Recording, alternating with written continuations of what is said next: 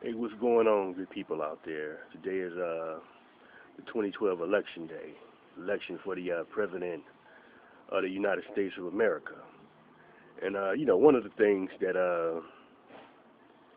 I seem to hear a lot of stuff about is the fact of other people trying to guess or assuming um, the reason why someone would vote for this person over that person, or Democrat or Republican, or in this case, Obama or Romney.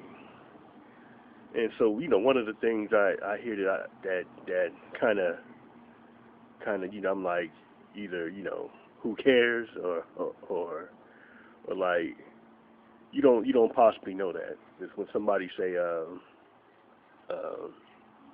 a quote unquote uh, black person is supporting Obama just because Obama is perceived by many as a black man, even though it's a fact that quite frankly his mama was white or whatever.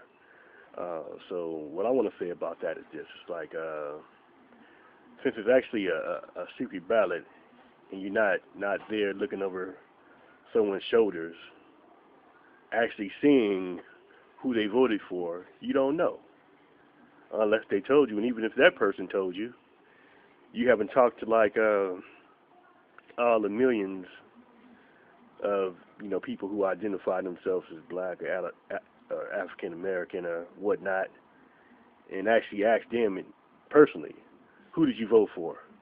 You didn't do that. All you really doing is just going by something else you heard, or just your own assumption that you conceived in your own mind. You don't know. But here's the thing. I'm like, if somebody was to say, quote unquote black person, that hey, you know what, I voted for Obama because he's black, it makes sense. And let me tell you why. Because and it goes for Romney too. If someone said, I voted for Romney, I'm a white man, I'm a white Mormon man, I voted for him because of those reasons, it makes sense. Because that, you can kind of hang your hat on that things right there. You can actually identify them by those things.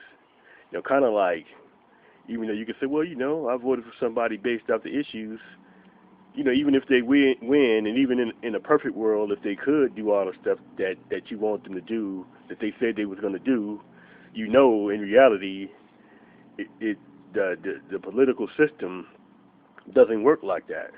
It's a check and balance system. So just right there, no matter who wins, they'll be limited upon what they can do. It's not like, because even with Obama, the last 4 years, anything he tried to propose and send to Congress, you really couldn't get anything passed. And if he did got something passed, it was like watered down, and it wasn't really what he first proposed anyway. So based upon that, it's actually crazy to say I'm gonna vote for somebody based on the issues and what they say they're gonna get done, because they're not gonna be able to get any of that stuff done. In reality, you might be lucky if they get something remotely close to one thing, even though it's watered down, and get that done. You know.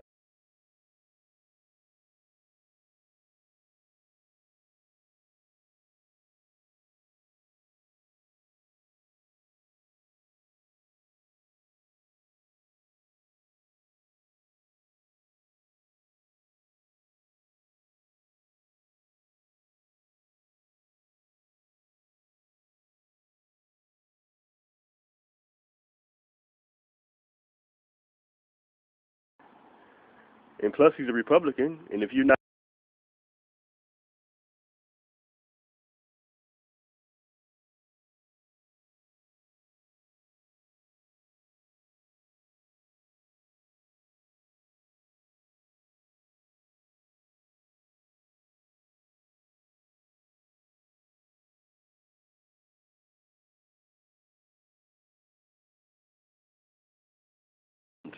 Like whenever Barack Obama comes to the Bay Area, it's always like some kind of big thing, but it costs like $10,000 a plate and upwards to get up in there. It's not like Obama is going straight to the Eastmont Mall and say, and talking to the people out there or Durant Square.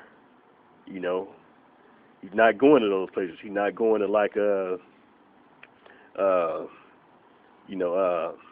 Hunters Point in San Francisco, and somewhere on 3rd Street, and doing something there. It's not happening. So therefore, most of the people who support him